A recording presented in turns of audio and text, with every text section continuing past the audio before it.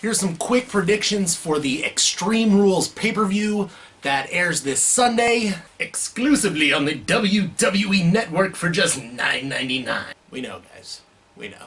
So the first match I'm going to talk about is the pre-show match, Byron Corbin versus Dolph Ziggler, and I'm going to give Dolph Ziggler only a 25% chance to win. Corbin lost the last pre-show match against Ziggler, and that should have been the one to put him over. I mean, they let him win the Andre the Giant Battle Royale thing at WrestleMania, so they really needed to push him, and then he loses, and then there's a stupid feud going on with Ziggler.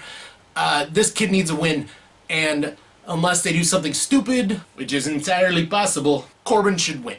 It should also be rather dominant / clean. Doesn't have to be clean, just has to be dominant. Kalisto versus Rusev, I think, is actually a really good booking decision, and Rusev has needed a push for a while now. This might be it. I'm giving Rusev a 60% chance to win, Kalisto a 40% chance to retain his title. They could have Kalisto win, and that could be effective, like angering Rusev until the next pay-per-view when he takes it. Rusev was pretty dominant, and I think they want that Rusev back. So I'm giving him a slight edge, but I wouldn't be surprised if they carried this feud over for another month. The Vaudevillains versus the New Day. Now, the New Day is completely over in the fans' minds at this point, and I don't even think they need the titles at this point. They just need to be in the picture, which is why I think the Vaudevillains have a slight edge over them, because would do more for them as a tag team, and then when Enzo comes back, then they can feud with Enzo and Cass. So I'm giving the Vaudevillains a 55% chance of winning. I think if the WWE is smart, they give it to the Vaudevillains and see what they can do, and if it doesn't work, give them back to the New Day because they're not going anywhere. But again, either way. Charlotte versus Natalya. Charlotte, 90% chance of winning. Natalya, 10. Back to the conventional wisdom, whoever gets over on the go-home show before a pay-per-view typically isn't going to win. Natalya putting her in the sharpshooter, having her tap, didn't look good. Also begging Charlotte to have that dominant Charlotte NXT persona to come back. She's going to get over. She's going to get over clean. Without her dad, there's no way Natalya win. I give her a 10% chance just in case they want to keep this going, but I don't see it happening. Not really at all. Ambrose versus Jericho.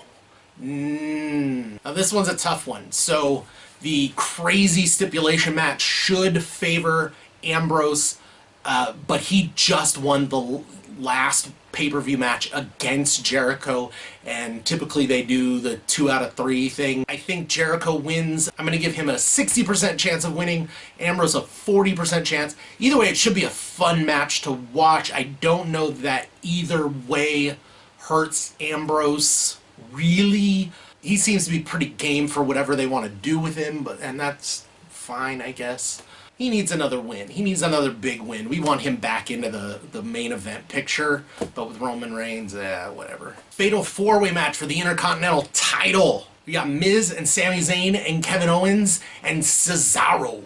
Now, this is a pretty interesting matchup because I could see any of these guys winning. Miz just won it, so he could retain and, feud with Cesaro while Sami Zayn and Kevin Owens do their thing. But he did already have one successful title defense against Cesaro, so maybe they want to give it to Cesaro this time. But mostly, I think the most interesting thing to do would be to give Sami Zayn the title, and then Kevin Owens can go after him, because Kevin Owens just beat Sami Zayn and could make claim that he's better and he didn't deserve it, and if Sami Zayn pins like The Miz, then Kevin Owens can go off on the I was never pinned to lose that match. So I'm giving Sami Zayn a 35% chance, giving The Miz a 30% chance to retain, Kevin Owens a 20% chance, and Cesaro a 15% chance, and of course the main event, Roman Reigns versus AJ Styles.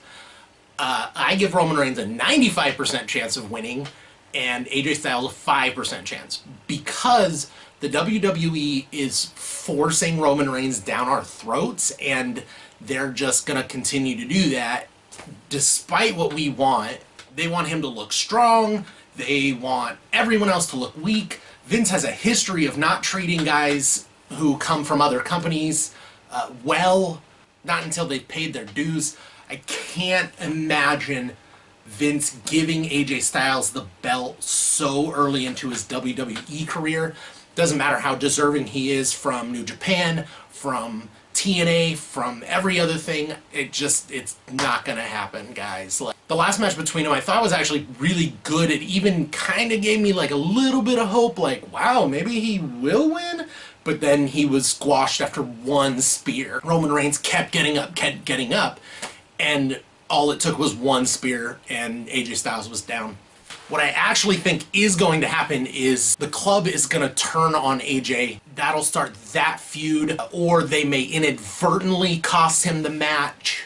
Somewhere down the road, Finn Balor's going to come and be a part of this, and Balor and Styles can feud, as far as I'm concerned, for the next 10 years, because that sounds freaking great. But Reigns is going to get over. I mean, he's their guy. Do I think anything big is actually going to happen in this? No, not really. The tag titles could change hands, and the Intercontinental could change hands. So they're just going to, this is just a placeholder pay-per-view. We're all going to watch it. We're all going to critique it. It's what we do. So enjoy. Let me know what you think of it. Let me know what I'm wrong on, because you're the internet and that's what you do. Okay, see you later. Bye.